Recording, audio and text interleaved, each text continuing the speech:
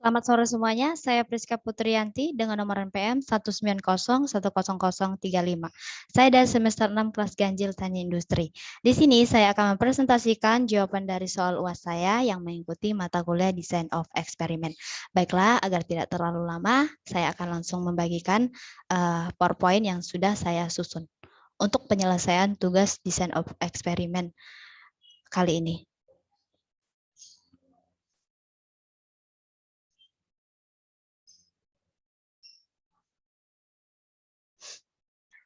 Dapat teman-teman lihat, ini adalah cover daripada PowerPoint yang sudah saya susun dengan judul penyelesaian soal UAS Design of Experiment Teknik Industri Unrika 2022 yang disusun oleh saya sendiri, Priska Putriyanti, dengan nomor NPM 190100035. Baiklah, selanjutnya. Jadi aturan pengerjaan soal UAS ini sudah dibagikan oleh dosen pembimbing kita di kelas Edmodo. Teman-teman juga bisa lihat di kelas Edmodo kita. Ini adalah soal UAS-nya. Yang pertama ini adalah mengerjakan proyek masing-masing. Sebenarnya ini adalah soal UTS yang sudah pernah kita kerjakan. Namun kali ini Bapak dosen pembimbing kita ingin kita mengerjakannya dengan sempurna. Kemudian setelah itu ada soal nomor 2. Soal nomor 2 ini adalah kita disuruh untuk menjelaskan langkah-langkah dalam melakukan design of experiment. Baiklah, tapi sebelumnya saya akan memberitahu kepada teman-teman apa sih pengertian dari design of experiment itu. Jadi pengertian dari design of experiment itu adalah salah satu alat atau quality tools atau dapat juga dikatakan sebagai salah satu metode statistik yang digunakan untuk menemukan faktor-faktor yang secara signifikan berpengaruh terhadap kualitas misalnya atau korelasi antara faktor serta mengidentifikasi seberapa besar pengaruh dari suatu faktor itu terhadap respon atau terhadap hasil atau output ya.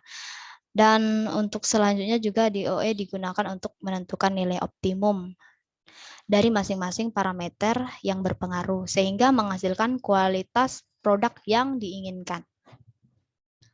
Selanjutnya, tujuan eksperimen dalam proses. Jadi dalam melakukan design of experiment ini itu ada tujuannya. Yang pertama itu untuk proses itu adalah yang pertama meningkatkan hasil. Tentunya kita ingin hasil yang lebih baik. Kemudian yang kedua, mengurangi variasi. Contohnya, pada saat teman-teman pergi membeli Coca-Cola, nah yang botol. Nah, untuk tinggi air di dalam botol itu berbeda-beda. Nah, itu merupakan variasi. Ada yang mungkin terlalu penuh, ada mungkin tidak penuh, ada mungkin di bawahnya. Nah, itu dinamakan variasi.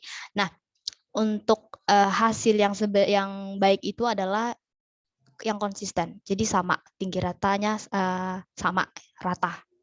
Seperti itu. Jadi kemudian yang ketiga adalah mengurangi waktu pengembangan. Jadi pada saat kita akan merilis suatu barang, kalau tidak melakukan desain eksperimen itu bisa memakan waktu yang cukup lama. Begitu ya. Atau mungkin dia akan jadi ketinggalan zaman, perusahaan lain sudah mengeluarkan produk itu dulu gitu. Jadi dengan design of experiment ini tuh bisa mengurangi waktu untuk pengembangan penelitiannya seperti itu. Kemudian yang keempat adalah mengurangi biaya. Kemudian selanjutnya tujuan eksperimen product design. Jadi tujuan eksperimen ini untuk desain produk itu yang pertama mengevaluasi dan membandingkan desain. Yang kedua itu mengevaluasi material. Yang ketiga, memilih desain parameter. Yang keempat, menentukan desain kunci produk. Dan yang kelima itu memformulasikan desain yang baru.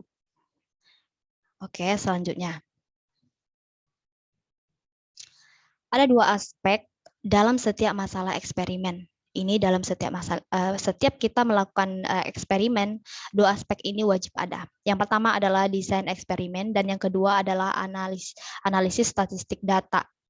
Kenapa? Yang dua ini saling berkaitan. Nah, ketika kita melakukan eksperimen, Jika tidak ada analisis statistik, maka kita tidak akan mengerti apa sih hasil dari desain eksperimen itu. Nah, kemudian kalau hanya ada analisis statistik, apa yang akan dianalisis sementara desain eksperimennya tidak dilakukan. Jadi ini kedua aspek ini berkaitan erat ya, tidak bisa dipisahkan. Kemudian yang selanjutnya adalah prinsip-prinsip desain eksperimen. Yang pertama, dia harus random. Random itu artinya dia dilakukan secara acak, tidak boleh diatur. Atau aku mau ini 5, kemudian ini 7, tidak bisa seperti itu. Atau mungkin runningnya itu tidak boleh diatur. Contohnya, nomor 1 dulu, 2, 3, 4. Tidak bisa seperti itu, harus acak. Supaya kita real mendapatkan hasil yang murni, yang benar-benar bisa merubah dari sistem yang ingin kita rubah atau kita perbaiki ini, seperti itu.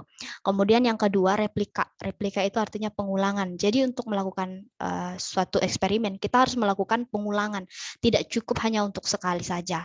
Itu artinya kita seperti merunning begitu saja. Jadi kita harus melakukan pengulangan untuk memverifikasi hasil itu. Apakah hasil itu udah benar, udah terbukti memang hasil yang optimum atau tidak. Seperti itu. Kemudian yang ketiga adalah blocking. Blocking ini digunakan untuk mengurangi error. Supaya errornya tidak terlalu jauh. Seperti ketika kita melakukan eksperimen, kita setidaknya bisa mendekati hasil dari yang sebenarnya. Seperti itu. Jadi kita perlu melakukan blocking atau pembatasan mana-mana saja yang perlu kita lakukan eksperimen agar tidak terlalu jauh melenceng dari hasil yang sebenarnya. Kemudian yang keempat itu adalah faktorial prinsip. Faktorial prinsip ini adalah melihat faktor-faktor apa saja yang berpengaruh terhadap suatu hasil atau respon pada suatu proses misalnya, atau pada suatu produk atau pembuatan produk seperti itu. Jadi kita lihat faktor-faktornya. Contohnya pada saat melakukan pemasakan, memasak kue, itu kita lihat ada faktor suhu, temperatur oven, kemudian materialnya atau bahan-bahannya itu harus dilihat. Itu merupakan faktor. Kemudian ada juga waktu. Nah, itu waktu, material, temperatur itu merupakan faktor dari pembuatan kue yang mempengaruhi bagaimana hasil dari pembuatan kue tersebut. Apakah manis, apakah gosong, atau sebagainya. Oke, selanjutnya.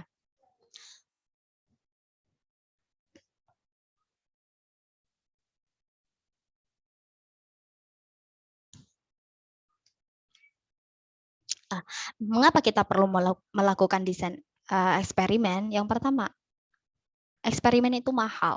Jadi kalau kita tidak mendesainnya, bisa saja eksperimen yang kita lakukan itu sia-sia, tidak menunjukkan hasil. Sementara biaya yang digunakan untuk eksperimen itu sangat mahal. Kemudian yang kedua, memerlukan waktu yang lama.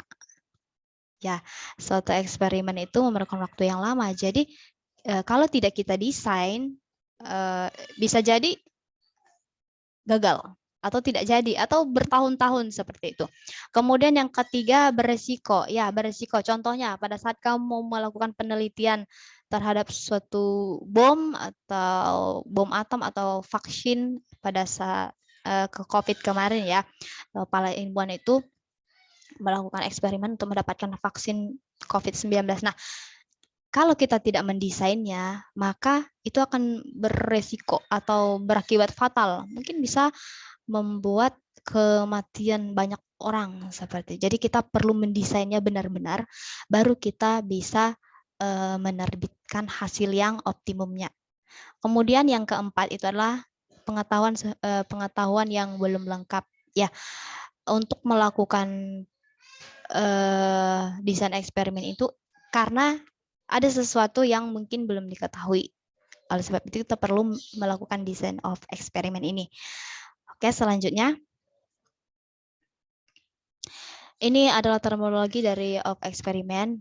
Jadi dalam suatu eksperimen itu pasti ada respon. Apa sih respon itu? Respon itu adalah output atau hasil dari suatu eksperimen yang dilakukan atau pengujian yang dilakukan.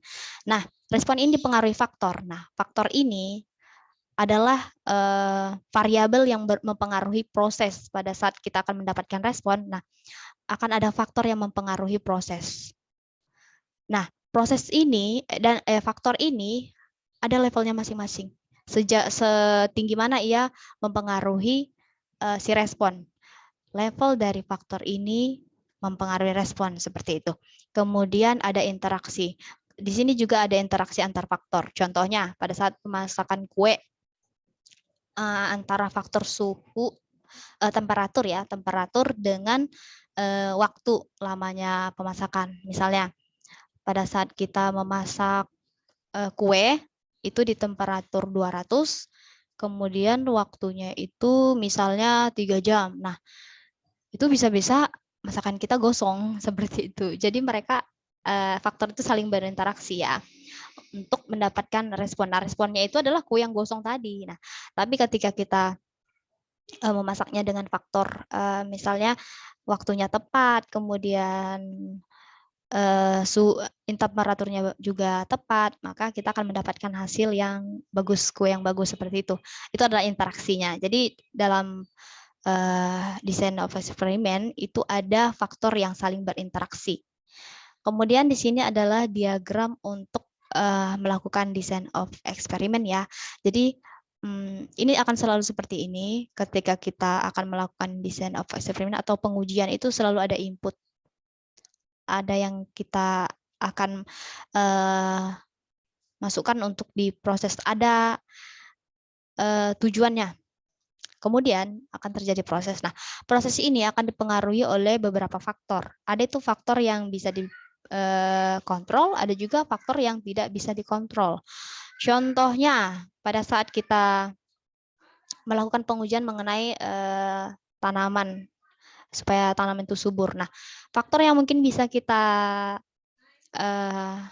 lihat atau kita kontrol itu adalah pupuk, takaran pupuk, kemudian untuk tanahnya. Nah, tapi untuk iklimnya itu tidak bisa kita kontrol. Iklim itu adalah salah satu contoh dari faktor yang tidak dapat dikontrol. Karena kita nggak tahu kan kapan hujan, kapan ini gitu. Jadi itu ada salah satu contohnya. Nah, setelah terjadi proses ini, pengujian ini akan ada output atau kita sebut respon, hasil dari hasil pengujian kita. Nah, hasil pengujian inilah yang nanti akan kita analisa atau kita analisis untuk mengetahui perlakuan seperti apa yang sebaiknya kita terapkan, seperti itu. Oke, selanjutnya.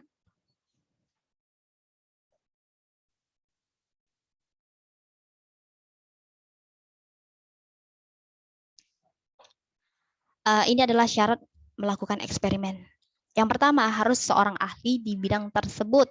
Nah, kalau kita melakukan eksperimen, kita harus paham dulu nih mengenai pengujian ini, mengenai eksperimen ini, apa tujuannya, apa faktor yang akan berpengaruh di situ, bagaimana respon. Sebenarnya kita hanya tahu jadi pengujian ini hanya untuk melakukan penelitian yang lebih signifikan saja.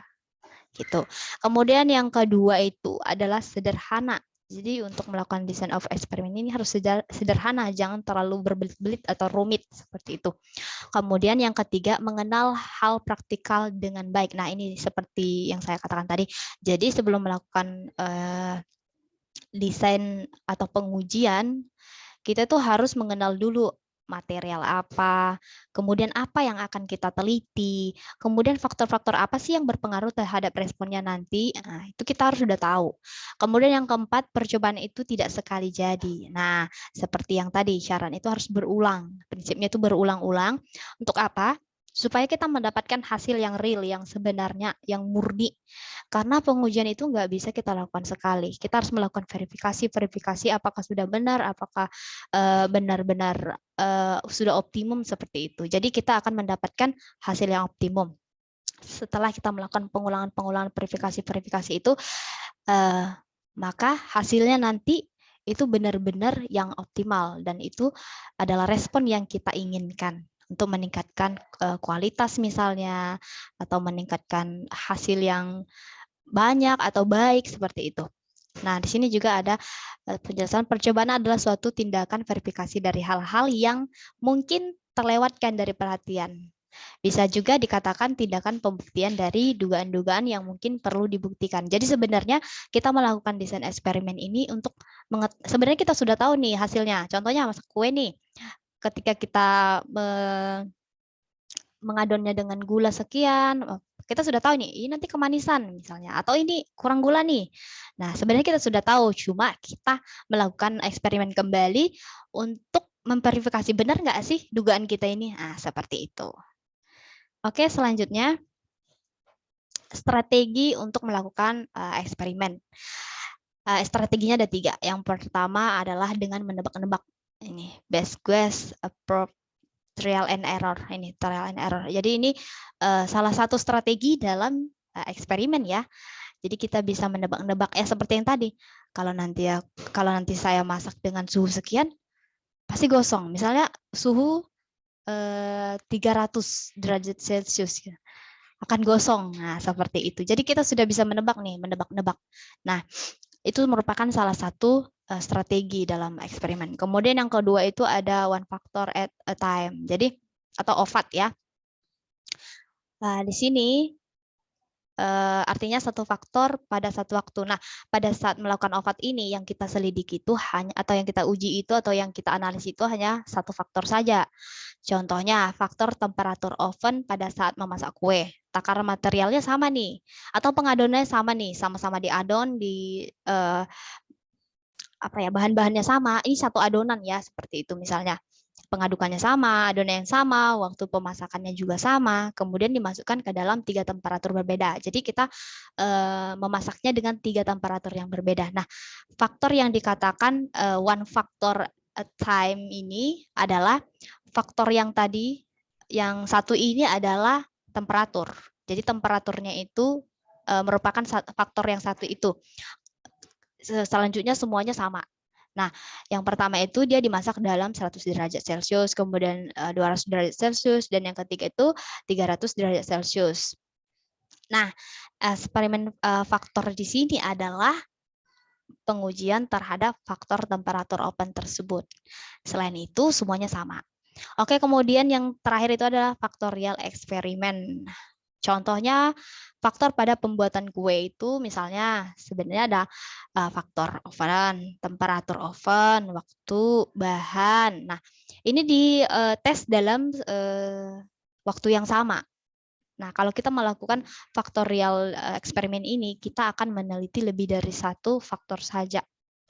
Kita akan meneliti lebih dari satu faktor. Contohnya kalau tadi di OFAT itu hanya satu-satu, tidak bisa semuanya. Tapi kalau di faktor eksperimen itu kita bisa melakukan pengujian pengetesan sekaligus faktornya banyak lebih dari satu. Misalnya 4, 5, 6, 7, 8, nah seperti itu. Kemudian untuk keefektifan dan keefisienan dari ketiga strategi ini tergantung pada jenis atau bentuk eksperimen yang akan kita uji. Contohnya seperti yang tadi, kembali ke contoh yang seperti tadi ya, pada saat kita memasak kue, jika kita melakukan temperaturnya itu kita menggunakan temperatur 300 derajat, kemungkinan dengan waktu kira-kira 3 jam. Nah, pasti hasilnya gosong. Nah, seperti itu. Jadi kita sudah bisa menebak. Nah, untuk eksperimen seperti itu kita tidak perlu melakukan faktorial eksperimen karena kita bisa menggunakan strategi yang lebih efisien dan efektif dibanding dengan faktorial eksperimen.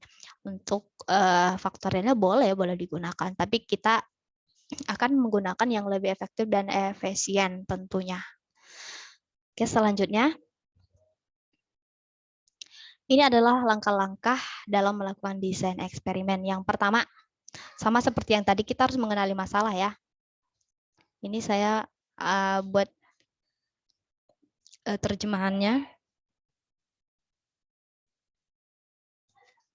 Yang pertama, pastikan mengenali masalah dan mampu menyatakan masalah yang akan dianalisa. Jadi kita udah tahu nih masalah apa yang akan kita analisa, apa tujuannya, terus apa-apa saja faktornya. Jadi itu kita harus udah paham, sangat paham sekali ya, sudah mengenali. Kemudian yang kedua, pilih variabel respon yang dapat diukur. Nah, kalau dalam pengujian ini, usahakan kamu memilih variabel-variabel yang dapat diukur. Seperti itu, supaya lebih mudah dan real. Hasilnya juga memang terukur. Kemudian yang ketiga itu adalah pilih faktor, level, dan jangkauannya. Nah, setelah kamu memilih respon yang tadi yang bisa diukur nih, kamu lihat faktor-faktor yang bisa diukur itu seperti itu. Jadi yang tentunya yang bisa dijangkau. Kalau tidak bisa dijangkau, tidak perlu. Kemudian di sini juga ada catatan, pastikan kamu sudah memahami proses dari bahan analisa.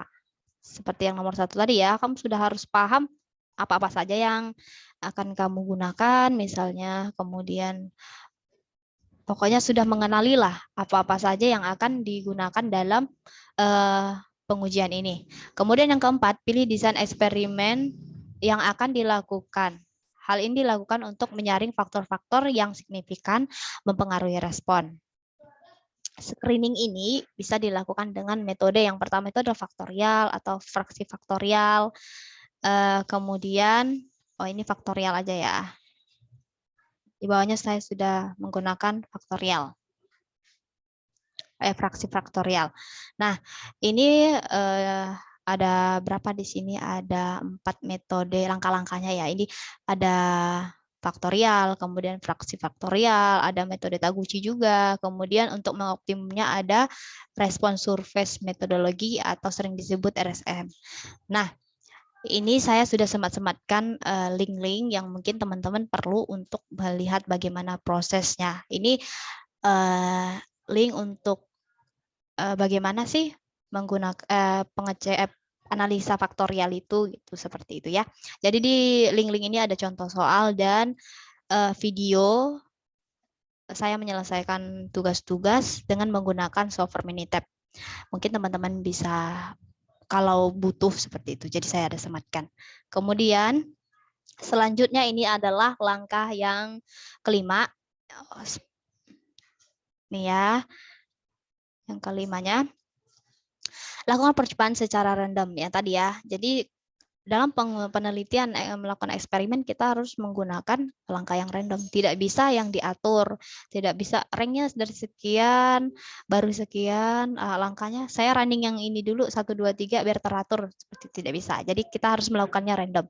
Kemudian yang keenam adalah analisa hasil eksperimen dengan bentuk statistik. Nah, ini salah satu yang tadi yang kita gunakan Minitab. Software Minitab ini ada di langkah 6. Jadi kita akan analisa dengan menggunakan salah satu software dari software statistik ya, bisa menggunakan Minitab juga. Yang ketujuh, lakukan eksperimen berulang-ulang untuk memverifikasi hasil yang benar-benar optimal. Jadi dalam pengujian setelah kita mendapatkan hasil yang pertama ini itu belum real. Kita harus melakukan pengulangan lagi untuk memverifikasi hasil yang tadi kita dapatkan apakah benar-benar sudah hasil yang terbaik atau belum. Kemudian kita melakukan berulang-ulang. Nah, setelah berulang-ulang dan mendapatkan hasil yang sebenarnya, kita akan menarik kesimpulan dan memberikan saran. Seperti itu. Oke, selanjutnya.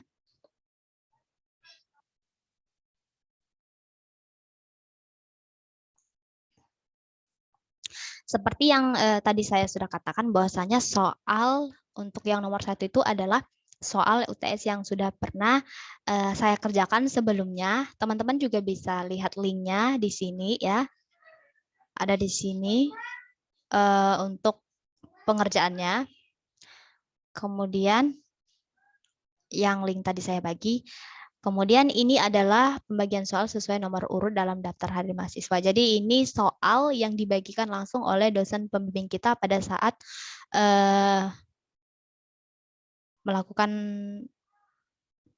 pembagian soal UTS kemarin. Soalnya adalah ini, yaitu di sini saya mendapat tugas untuk mengerjakan soal nomor 5.11.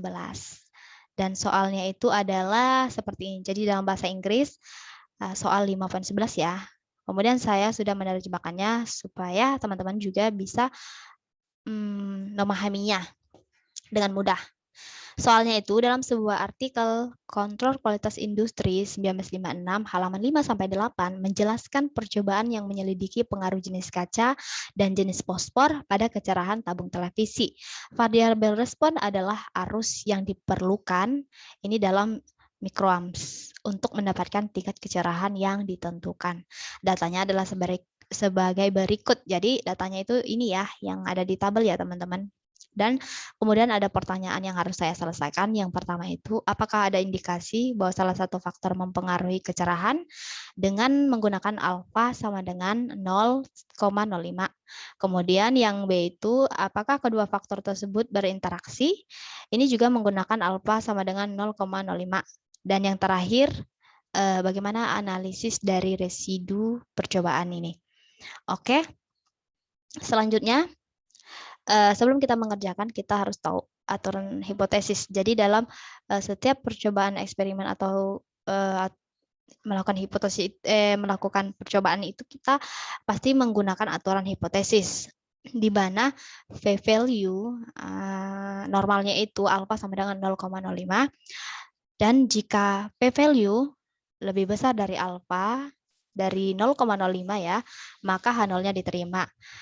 Tapi jika V value-nya lebih kecil dari alfa, maka H0-nya ditolak atau H1-nya diterima. H0 itu apa sih? Nah, H0 itu adalah tidak adanya pengaruh faktor terhadap kecerahan tabung televisi. Karena soal kita ini mengenai tabung televisi ya. Artinya itu kondisi yang lama sama kondisi baru itu sama aja. Seperti itu. Kemudian H1 itu adalah ada faktor yang mempengaruhi kecerahan tabung televisi. Ya mungkin salah satu dari faktor itu atau semua faktor itu berpengaruh. Seperti itu.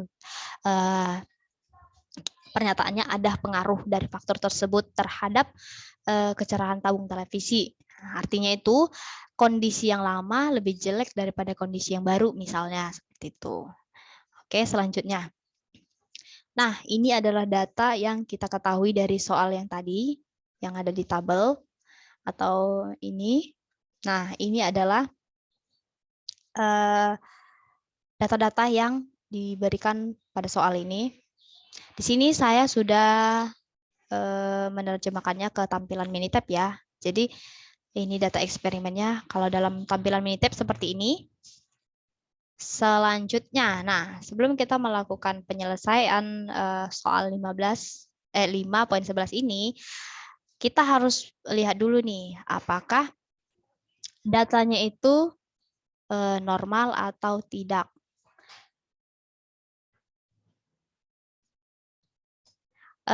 Untuk melakukan suatu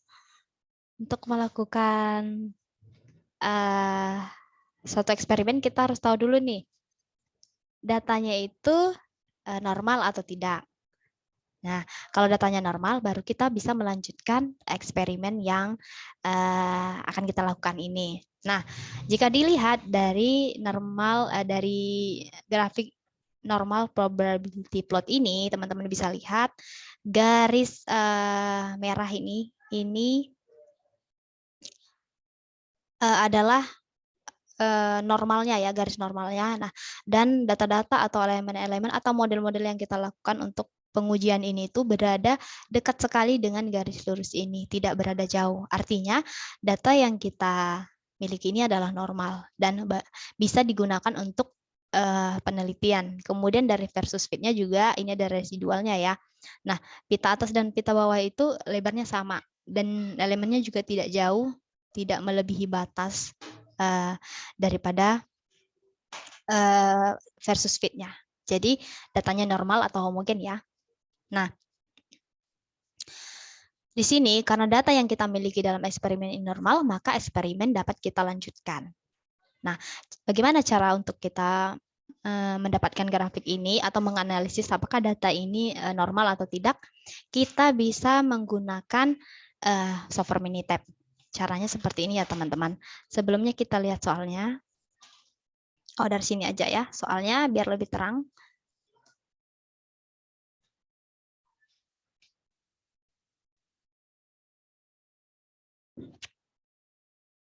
Oke, ini kita sudah berada di...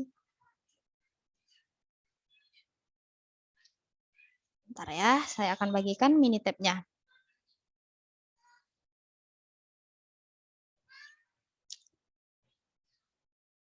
Nah, ini adalah super Minitab-nya. Jadi untuk mengolah data kita tadi, kita menggunakan Minitab saja. Di ini kita lihat pada Minitab kita ambil menu Start, kemudian ambil DOE, Design of Experiment, kemudian kita ambil yang faktorial.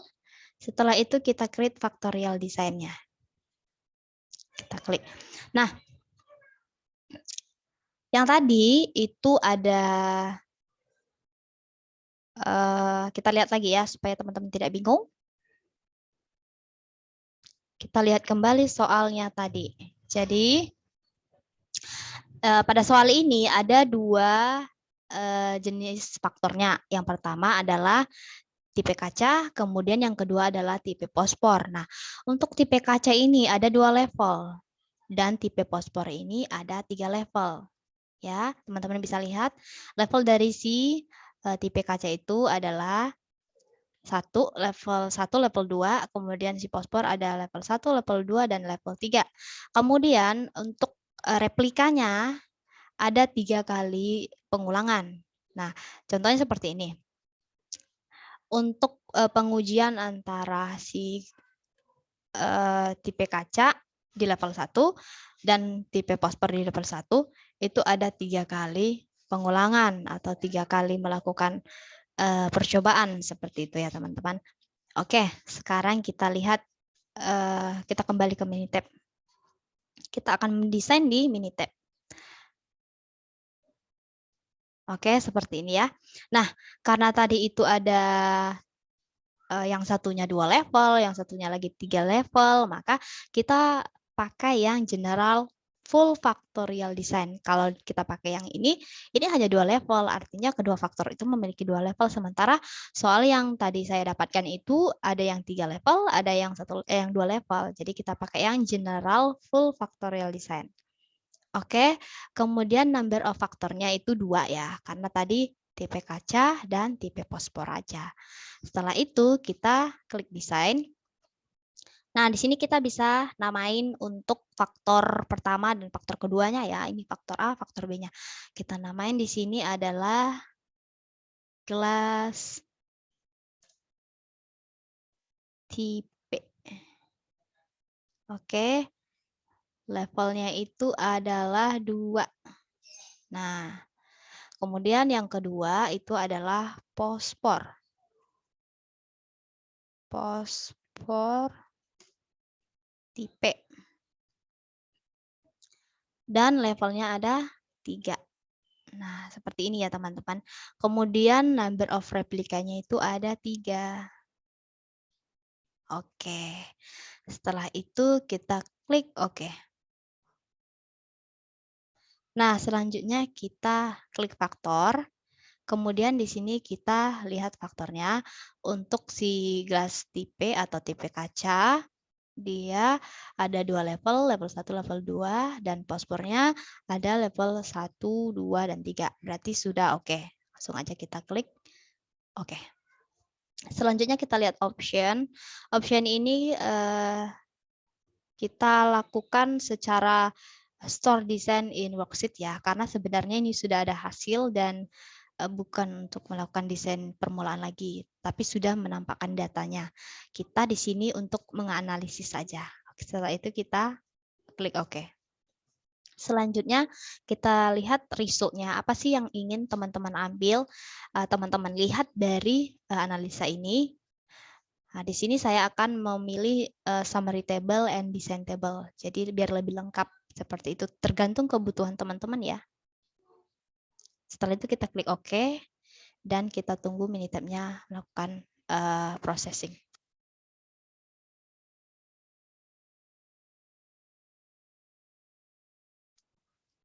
Oke, ini adalah hasilnya ya teman-teman. Di sini ada desain summary-nya, info mengenai desain ini.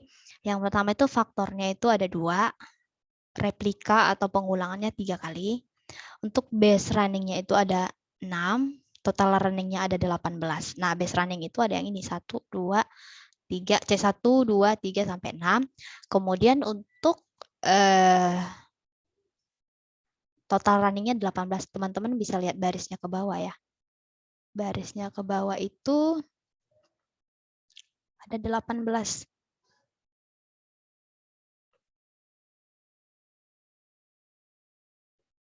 Seperti ini aja. Ini.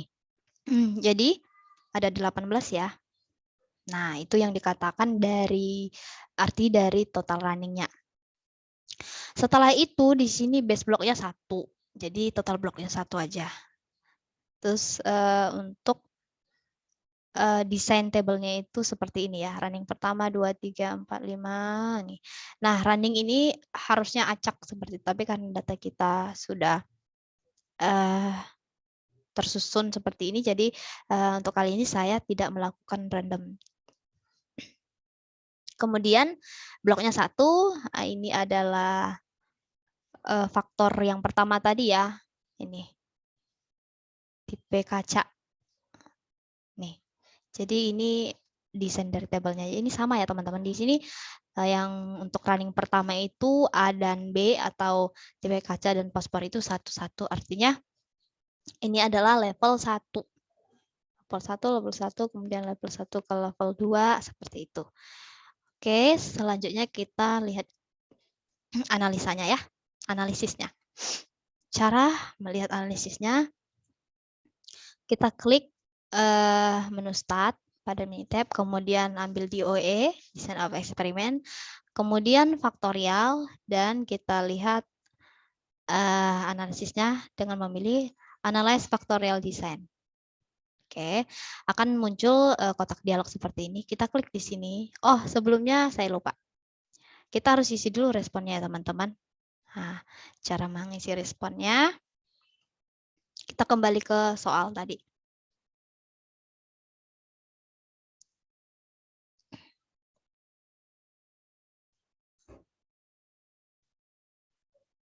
Nah, kita harus menginput ini dulu di Minitab. Ini adalah respon-responnya ya. Jadi hasil pengujian tipe gelas ya level 1 untuk running pertamanya dengan fosfor level 1 running pertama itu adalah 280. Jadi teman-teman bisa lihat di sini, ini sudah saya susun.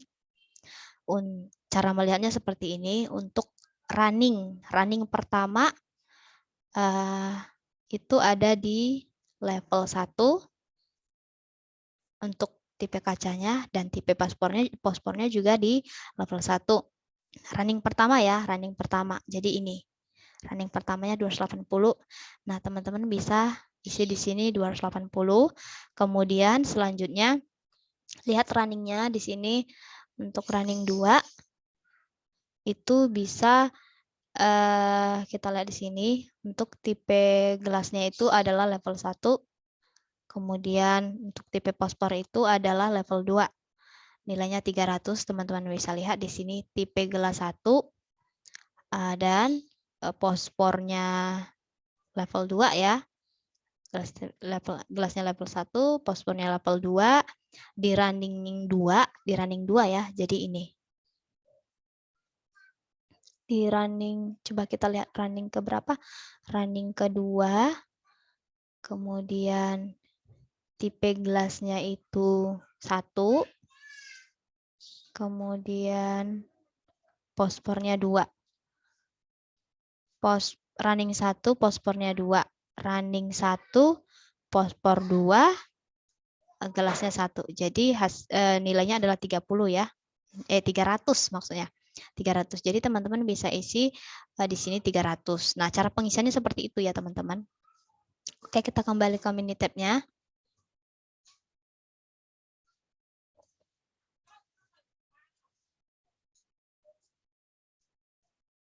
Nah, tadi untuk respon ya. Respon. Ini 280, tadi 280 ya untuk running pertama, gelasnya tipe 1, fosfornya tipe 1 juga.